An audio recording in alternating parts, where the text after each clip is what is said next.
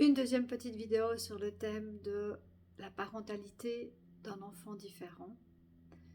Et j'ai envie de raconter comment ma fille m'a fait comprendre que j'étais sur la fausse route quand elle était petite encore et que j'étais dans cette dualité intérieure entre le rejet et l'amour que j'avais pour elle. Bien entendu, je l'ai toujours aimée, mais les premières années, je dirais presque les 7 premières années, j'étais dans une dualité intérieure avec des moments de profond rejet du fait qu'elle était différente. Ce rejet, il était lié aussi à cet effet miroir. Notre enfant, c'est notre miroir aussi.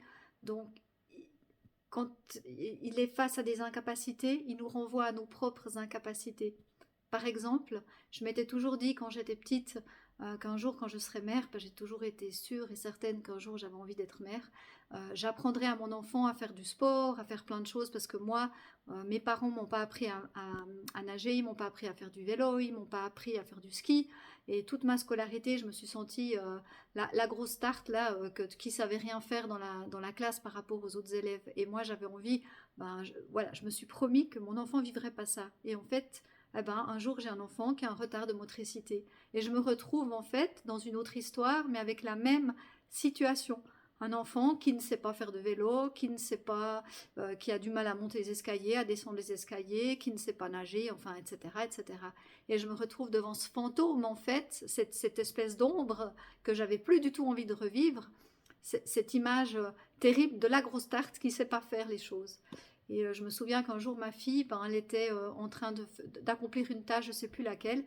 Et moi, j'étais toute crispée, je la regardais et je me disais, elle ne sait pas faire ça, elle ne sait pas faire ça. J'étais dans le jugement négatif d'elle, de moi-même, je devrais dire aussi. Hein. Et puis, à ce moment-là, je ne sais plus à quel âge elle avait, cette petite puce, elle devait avoir 4 ans. Et sans donner aucune importance au regard que j'avais sur elle, elle s'est applaudie et elle a dit « Bravo, Talula ». Et là, mais je me suis pris une baffe dans la gueule. J'ai réalisé à ce moment-là qu'en fait, j'étais complètement à côté de la plaque avec mes jugements, avec cette façon que j'avais de la juger dans tout ce qu'elle ne savait pas faire. C'est que je devais me mettre à son niveau à elle, puis qu'à son rythme à elle, dans sa vie à elle, dans ses capacités à elle, elle avait d'autres choses à offrir.